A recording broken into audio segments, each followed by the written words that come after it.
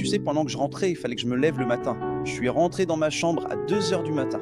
Et j'ai dit au réceptionniste, s'il vous plaît, réveillez-moi à 4 heures. Parce que si je prends le véhicule à 5 heures, j'arriverai exactement 1 heure avant le vol.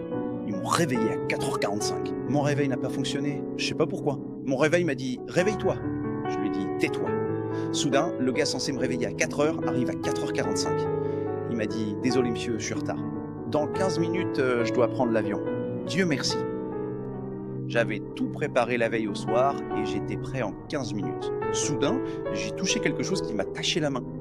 Alors je suis allé me laver la main en priant intérieurement et en nettoyant la main.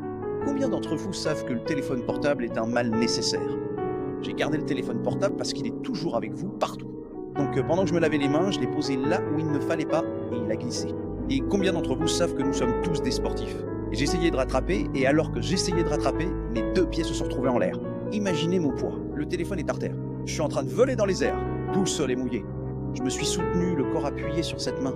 Je me suis pas fait mal à la tête, je me suis fait mal nulle part. Mais mon pouce est tombé pile sur la coque du téléphone et je pouvais voir mon os à l'intérieur, une blessure aussi profonde.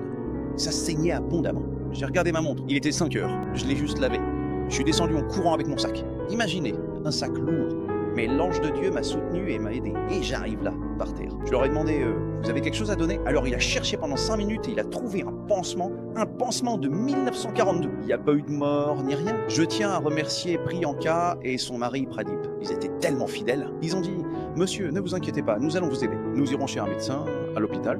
Douleur atroce. J'ai demandé, Seigneur Dieu, j'ai confiance en toi. Même dans cette épreuve, t'es avec moi. Nous avons roulé presque 1 heure et demie, aucun hôpital sur le chemin. Puis nous avons trouvé un endroit médical, un hôpital. Il n'y avait personne. Mais finalement, on a cherché. Nous avons trouvé un médecin là-bas. Et il a fait les premiers soins, puis il a tout agrafé. Je suis donc reparti avec un doigt agrafé. Ce jour-là, j'ai eu une révélation. Merci mon Dieu pour ma main gauche. J'ai réalisé ma chance. Il voulait que je signe la déclaration avant toute intervention. Je n'ai jamais signé de la main gauche. Je dois parler en langue à haute voix pour que cet homme reste stable. Elle dit « Monsieur, votre signature ?» J'ai dit en signant ici, c'est anglais, la chinois, la joie du Seigneur, malgré la douleur autour. Tu te rends compte, ils m'ont déposé à l'aéroport. À partir de là, partout où j'allais, si je mettais la main pour sortir mon portefeuille, ça me lançait vraiment une douleur atroce. J'ai fini par apprendre à retirer. J'ai commencé à apprécier la grâce de Dieu sur ma vie. Chaque partie de mon corps est importante. Quand je suis arrivé à la maison, il était déjà tard dans la soirée. Je suis rentré chez moi. D'habitude, j'utilise mes 2 mains. Cette fois, je le fais avec une seule main. Combien d'entre vous savent que les femmes sont le Saint-Esprit numéro 2? Je suis entré. Ma femme, c'est la première chose. Montre-moi l'autre main. J'ai essayé de montrer comme ça. Elle m'a juste montré le doigt. Qu'est-ce qui s'est passé? C'est purement la grâce de Dieu. Je suis là ce matin. Je suis allé chez le médecin. J'ai dit, je t'aime et je m'aime aussi. Je veux vraiment remercier encore une fois ma femme. Elle a été une grande bénédiction. Nous sommes restés 5 heures à l'hôpital. Aujourd'hui, je me tiens ici. Je veux rendre gloire à Dieu. Le médecin a dit que la blessure était très profonde. Le poids du tien et de ce téléphone portable.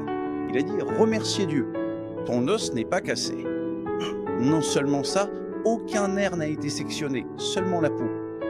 Il m'a examiné partout et j'ai toutes mes sensations. Je veux en témoigner pour la gloire de Dieu. Regardez ce que le Seigneur a fait. Votre prière. Désolé, l'opération pour réajuster l'os qui s'est un peu déplacé.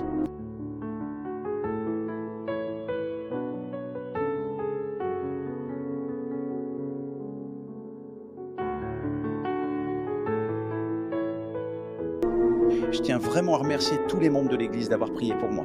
Merci beaucoup. J'ai subi une opération lundi. Après une opération d'1 heure et demie, ils ont mis une tige à l'intérieur.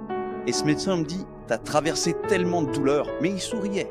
Et j'ai dit « Docteur, nous, on ne subit pas la douleur, on la donne ». Il a commencé à rire et il a dit qu'il y avait quelque chose de particulier à ce sujet. J'ai partagé ma vie et mon témoignage. Mais je veux dire merci à tous d'avoir prié.